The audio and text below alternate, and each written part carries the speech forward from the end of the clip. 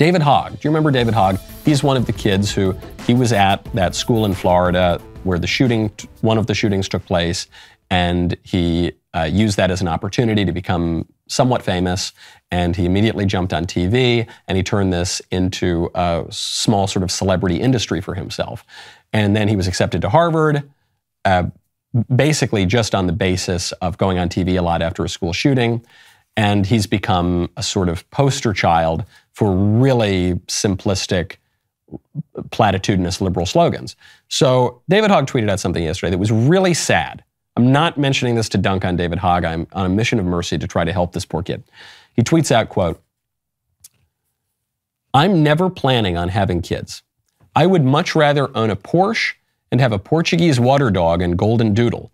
Long term, it's cheaper, better for the environment, and will never tell you that it hates you or ask you to pay for college." Brutal. Now, the immediate conservative response to this, I noticed a lot of people in the comments section, they said, "Great.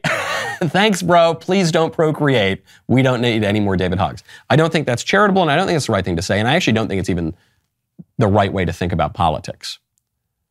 We are not going to get a more conservative country by encouraging the libs to become even more liberal and self-centered and engaging and disregarding marriage and disregarding having children, disregarding creating community structures. That's actually not going to work. Because yes, maybe this guy won't have kids, but it's going to shape the way that the political community views itself. And over time, it's going to make the country more liberal, even if he doesn't have kids. We're actually not going to outbreed them, I don't think. Okay, but furthermore, this is sad. Because it's not even that he's saying, I'm not going to have kids and I've got some higher purpose. He's not saying that. I don't think the kids are for everybody. I don't think the marriage is for everybody. But you do need a higher purpose. You really should not live for brunch. Living for brunch is a dead end. It's going to make you completely miserable. And so many of my millennial and Zoomer friends are doing it, and they are miserable as a result of it. And I can see it with my own two eyes. What's he say? He doesn't say, I don't want to have kids because I want to join the clergy. I want to become a missionary. No. He's saying, I want to have a nice car and want to have some fun little dogs. And I fear that if I have a child, I will love that child and that child will let me down. So I feel suffering at the hands of people I love. So I'm not going to engage in love in the first place. And I fear losing my money because I don't want to have to pay for college. Bro, I get it. I get it. I know that I understand that point of view. And especially if you're an atheist and you don't think there's any real meaning to life and you think we're all just kind of sacks of meat stumbling around until we die and turn to worm food and take a dirt nap, that you could think that the purpose of life is just to give yourself as much pleasure in a really shallow understanding of pleasure as you can. But that ain't it, man. C.S. Lewis talks about this.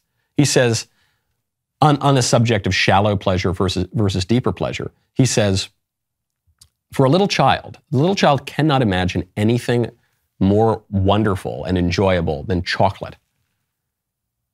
And if you mentioned sex to a child, which the libs, I guess, are doing these days, but if you were to mention sex to a child, the child wouldn't get it. You say, actually, sex is more enjoyable and pleasurable than chocolate.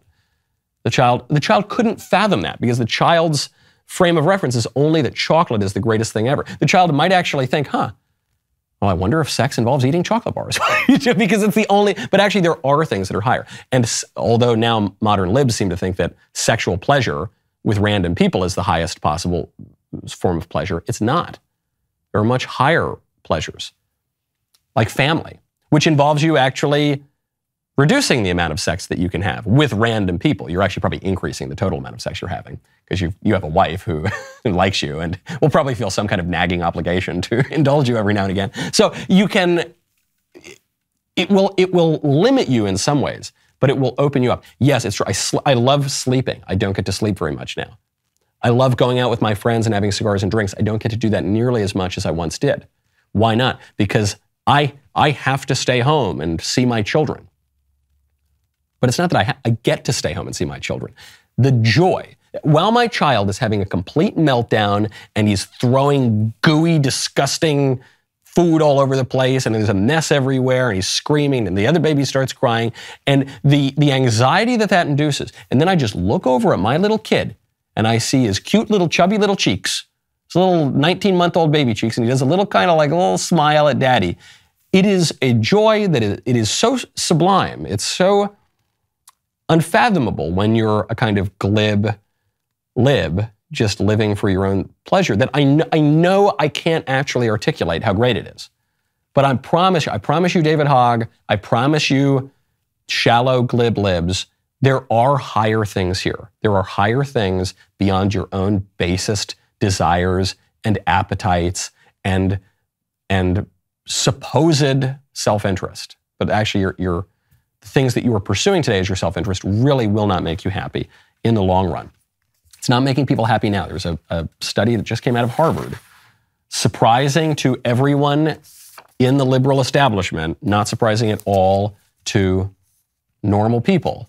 Young people are miserable. They are totally freaking miserable, okay? And Harvard can't make sense of it. Why are young people so miserable? Quote, according to every dimension of well-being that we looked at, happiness, health, meaning, character, relationships, financial stability, those who are 18 to 25 felt they were worse off. This according to Tyler Vanderweel, who conducted the study. They're worse off. According to, it would make sense that young people have lower reports of happiness according to certain metrics maybe than certain financial stability maybe. Although I guess young people, depending on the family structure, young people might feel especially financially stable because they're still relying on their parents for certain things. But yes, certain criteria you could maybe expect them to be a little less happy maybe than others. But everything?